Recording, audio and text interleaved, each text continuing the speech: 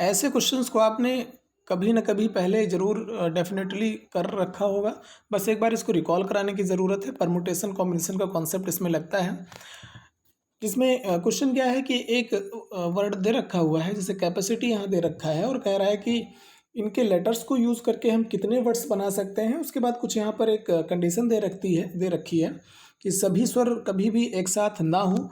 तो हम इस कंडीशन की बाद में बात करेंगे, पहले हम सिंपली ये बात कर लेते हैं कि अगर कोई वर्ड दिया है तो उनके लेटर का यूज़ करके हम कितने नए वर्ड्स बना सकते हैं।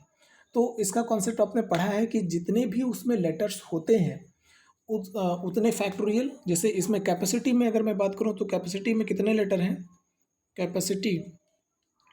कैपेसिटी में लेटर आपके हो जाएंगे 1 2 3 4 5 6 7 8 8 हैं। तो इसमें रिपीटेड का भी कॉन्सेप्ट होता है, जैसे ए जो है ये 2 बार रिपीटेड है और जो सी है ये 2 बार रिपीटेड है। तो मैं आपसे कहूँ बताइए कितने कितने वर्ड्स बनाए जा सकते हैं कैपेसिटी के लेटर्स का यूज़ करके। तो आप कहेंगे टोटल कितने हैं, 8 हैं। तो फैक्टोरियल 8 अपॉन जो रिपीटेड हैं उनसे हम डिवाइड कर लेंगे। ए 2 बार रिपीटेड है, फैक्टोरियल 2। सी 2 बार रिपीटेड है, फैक्टोरियल 2। जो रिपीटेड होंगे उससे हमें डिवाइड करना पड़ जाता है। ठीक है। अब दूसरी बात, इसमें जो कंडीशंस की बात इसने करी है, तो ये जो आया है हमारा, ये आंसर कैसा है, ये ऐसा है कि इसमें टोटल जो वर्ड्स बनेंगे ये factorial 8 upon factorial 2 into factorial 2 रहेंगे। अब हमें क्या करना है, जो कंडीशंस की बात करी है हम उसकी बात करते हैं। अगर वो कंडीशन ये दे रखा है सभी स्वर कभी भी एक साथ नहीं हो, तो इसके लिए हमें क्या करना होगा, नहीं अगर हमें निकालना है तो हम पहले वो निकाल लें जो हैं। तो है के लिए यानी कि सभी स्वर एक साथ हों। जब कुछ चीज़ें विशेष वस्तुएं एक साथ होने की बात करता है तो हम बंडल मेथड अप्लाई करते हैं। बंडल मेथड क्या होता है, जितनी चीज़ों को एक साथ रखने की बात करता है उनको हम एक साथ एक बंडल के रूप में 1 यूनिट की तरीके से मानने लग जाते हैं। तो यहाँ पर टोटल स्वर की बात करिए तो स्वर कौन कौन से हैं, ए है, आई है।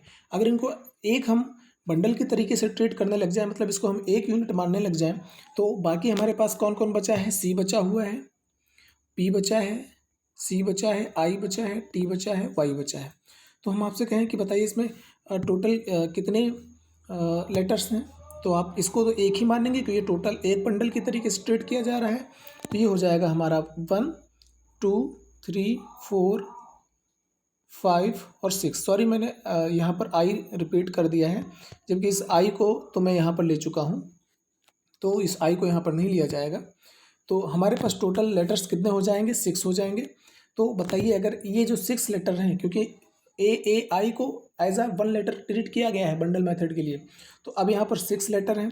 तो मैं आपसे कहूँ कितने वर्ड्स बनाए जा सकते हैं, तो आप कहोगे फैक्टोरियल 6 अपॉन जो रिपीटेड है उससे हमको डिवाइड करना पड़ेगा। तो रिपीटेड कौन है, हाँ रिपीटेड है, सी रिपीटेड है, सी 2 बार रिपीटेड है, तो फैक्टोरियल 2। तो ये हो गया हमारा इस बंडल मेथड का प्रयोग करके। लेकिन बंडल के अंदर को भी अभी हमें रीअरेंज करना है। तो उसको रीअरेंज करने के तरीके क्या होंगे, कितने लेटर हैं, लेटर 3 है, फैक्टोरियल 3 अपॉन क्या रिपीटेड है, हाँ ए 2 बार रिपीटेड है, तो फैक्टोरियल 2। तो अब जो ये हमारा रिजल्ट आया हुआ है ये वाला, तो ये बताइए ये कैसा रिजल्ट है। ये ऐसा रिजल्ट है जिसमें तीनों स्वर एक साथ आएंगे, तीनों स्वर एक साथ आएंगे। लेकिन हमें क्वेश्चन में क्या पूछा है कि तीनों स्वर एक साथ ना हो। तो टोटल में से वो रिजल्ट हम घटा देंगे जिसमें तीनों स्वर एक साथ आए हैं। तो टोटल हमारा जो रिजल्ट है वो ये है, factorial 8 upon factorial 2 into factorial 2। और जिसमें तीनों स्वर एक साथ आएंगे वो रिजल्ट क्या है, factorial 6 upon factorial 2, factorial 3 upon factorial 2। अब मैं इन दोनों को क्या कर लूँ, सब्ट्रैक्ट कर लूँ, सब्ट्रैक्ट कर लेता हूँ, मैं इन दोनों को सब्ट्रैक्ट कर लेता हूँ। तो ये जो हमारा फाइनल रिजल्ट आएगा ये क्या देगा, ये कैपेसिटी वर्ड से लेटर से बने हुए ऐसे वर्ड्स हैं जिसमें कभी भी स्वर एक साथ नहीं आएंगे। अब इसको आप सॉल्व कर सकते हैं। अगर आप सॉल्व करने में प्रॉब्लम है then I can show you how to solve this. तो करते हैं इसको सॉल्व। ओके, तो फैक्टोरियल 8 है, फैक्टोरियल 8 को आप ओपन कर सकते हैं। कैसे कर सकते हैं, 8 इंटू 7 इंटू फैक्टोरियल 6। फैक्टोरियल 6 तक जा करके मैं रुक क्यों गया हूँ तब, क्योंकि यहाँ फैक्टोरियल 6 हमें यहाँ पर भी दिख रहा है, तो मैं इनको कॉमन ले सकता हूँ next time. Factorial 2 into factorial 2 को 4 आप लिख सकते हैं, माइनस फैक्टोरियल 6, फैक्टोरियल 3 को हम फैक्टोरियल 3 × 2 लिख सकते हैं, सॉरी फैक्टोरियल 3 को 3 × 2 लिख सकते हैं, आपको मालूम है। ओके, अपॉन 2 × 2 4 हो जाएगा। अब फैक्टोरियल 6 और फैक्टोरियल 6 हम कॉमन ले सकते हैं।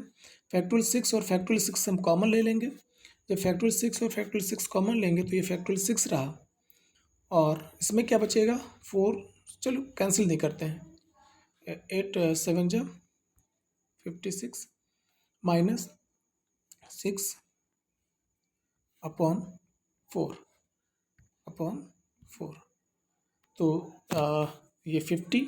तो हमारा फाइनल जो आंसर आ रहा है यहाँ पर, फाइनल आंसर आ जाएगा फैक्टोरियल 6, और फैक्टोरियल 6 की वैल्यू होती है 720। वो मैं आगे भी कर लूँगा, 50/4, ठीक है। और आपको मालूम फैक्टोरियल 6 की वैल्यू 720 होती है, इंटू 50 अपॉन 4 तो ये कैंसिल हो जाएगा, ये हो जाएगा हमारा 4। इसको कट कर लेते हैं, 7 1 जा 8 0 90 9। तो इसमें से एक 0 और रहेगा, और ये ए ऑप्शन हमारा सही हो जाएगा 9000। ओके,